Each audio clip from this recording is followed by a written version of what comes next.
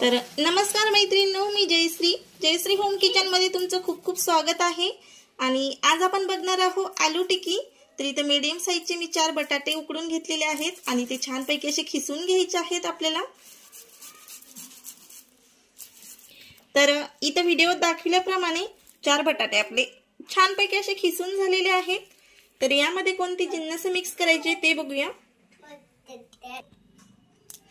तर इथे घेतलेले आहे मी आलं खिसलेलं, सोबतच घेतलेलं आहे जिरं, लाल तिखट,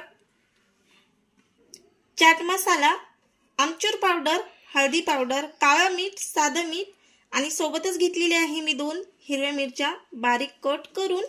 तर यामध्ये हे सर्व जिन्नस मिक्स करायचे आहे। तर हे जिन्नस आपण एकजीव करून घेणार आहोत। खूप कमी साहित्यामध्ये ही टिक्की तयार होते।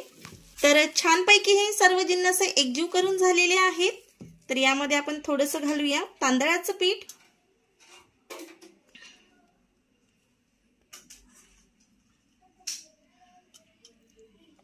चार चमचे तांदळाचं पीठ घालणार आहोत। त्याचबरोबर घालायचं आहे कॉर्नफ्लॉवर, हे मी 2 चमचे घेतलेले आहेत आणि छानपैकी हे एकजीव करून घ्यायचं आहे। तर याचं पीठ मळून घेऊया, घ्यायचं आहे आणि याचे गोल गोल शेप मध्ये टिक्की बनवून घ्यायची आहे। तर छानपैकी आपलं असं पीठ मळून झालेलं आहे आणि मी तेलाच्या हाताने आता छोटे छोटे बॉल बनवून घेणार आहे। तर इथे बघू शकता आणि छान याला असा टिक्कीचा आकार देणार आहे। तर अशाच पद्धतीने आपण सर्व टिक्की बनवून घेणार आहोत, छोटे छोटे बॉल्स बनवून। तर इथे बघू शकता तुम्ही।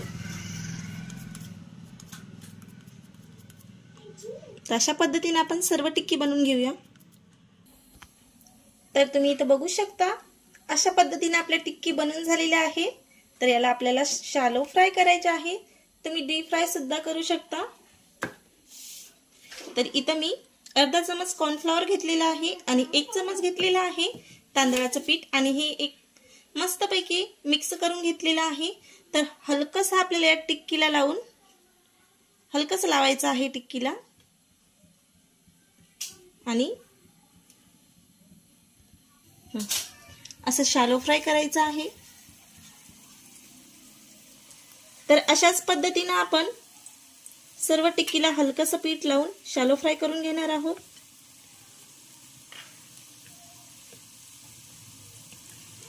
तर इथे बघू शकता तुम्ही।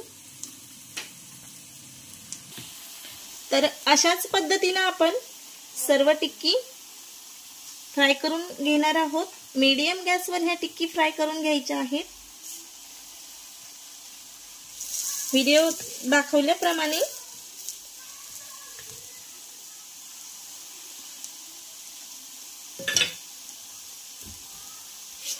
तर एक साइड आपल्या फ्राय झालेल्या आहे, तर आता दुसरी साइड आपण फ्राय करून घेऊया।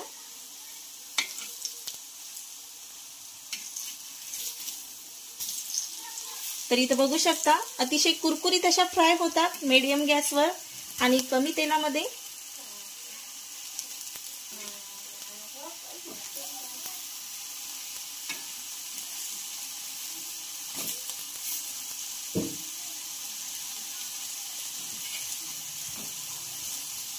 तर कुरकुरीत अशा आपण फ्राय करून घेऊया।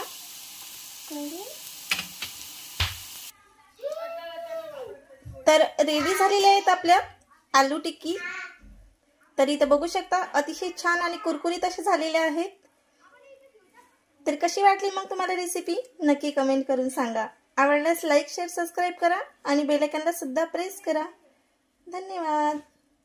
आणि ही तुम्ही लाल चटणी सोबत किंवा हिरव्या चटणी सोबत किंवा पावासोबत सुद्धा ही टिक्की खाऊ शकता किंवा दह्यासोबत रगडा बनवून सुद्धा खाऊ शकता।